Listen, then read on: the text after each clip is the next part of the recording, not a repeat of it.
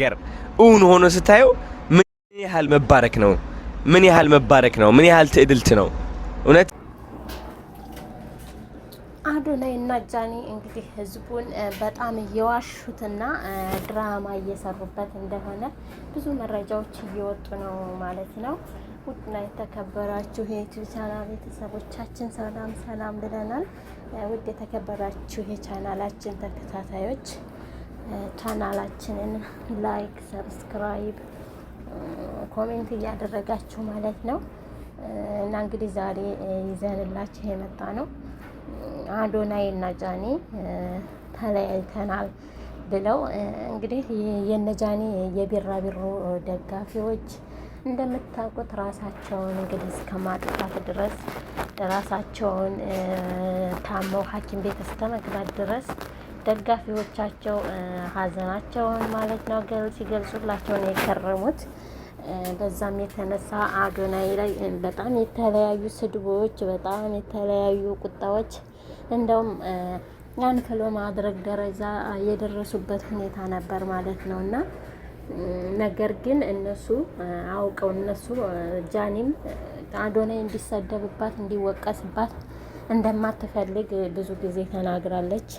አዶናይም ደግሞ ምንም ነገር ስለ ጃኒ የሆነ መጥፎ ነገር እንዲወራ አልፈልግም እና ጋይስ ቤተሰቦቻችን በዛ የተነሳ ማለት ነው ጃኒ እንደውም አንድ ጊዜ በቃ እንትን አትበሉ እሱንም አትሳደቡ፣ እንደገና ደግሞ ጃኒን አድናቂዎቿ ለሌላ እንድራት አለን አኖር ወይ የሚባል ልጅ የሆነ ቲክቶከር በዓለም የሚታወቅ ነው ለሱ እንድራት አለን እያሉ ፎቶ እያቀናበሩ እንደውም እሱ ፔጅ ላይ እየሄዱ የጃኒን ፎቶ እየለቀቁ ሲያስቸግሩት እንደከረሙ ብዙ መረጃዎች እያየን ነበረ ማለት ነው እና ጋይስ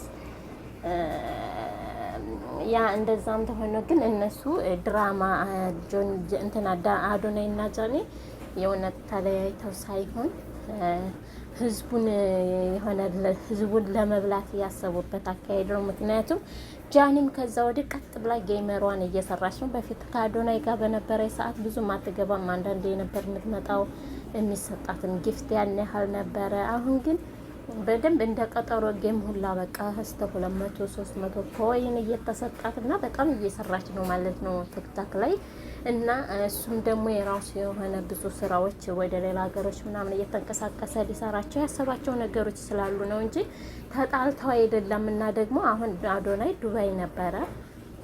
ዱባይ ቆይቶ በእድም ለታ ወደ ሀገር እየተመለሰ ነበር። ግን በእድም ለታ ወደ ሀገር በተመለሰ ሰዓት በጣም የሚገርማችሁ ነገር ጃኒ አዶናይን ተቀብላ ሊቭ ላይ ራሱ አልገባችም። ሁሉ ጊዜ በየቀኑ ማታ እንግዲህ እንትና አትቀርም ማለት ነው ጃኒ ማለት ነው።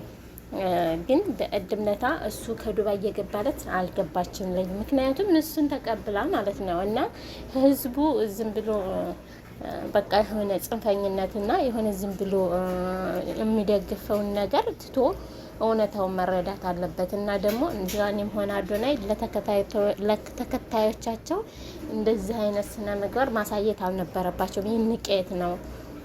በጣም ነው የሚደብረው። ያኔ እየተጫወቱባቸው ነው። መዋሸት፣ መደበቅ ለተከታዮቻቸው አያስፈልግ ነበረ። እነሱ ግን እንደዛ አድርገው እየነገዱ ነው የሚገኙት ማለት ነው ጋይስ።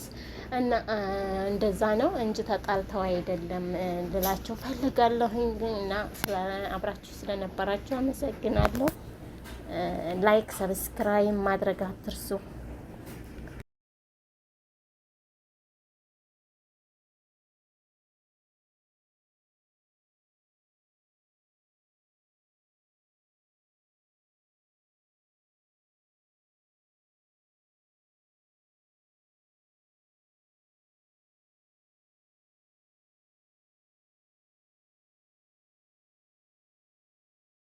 በዛሬው ቀን ስለ እኔና ስለ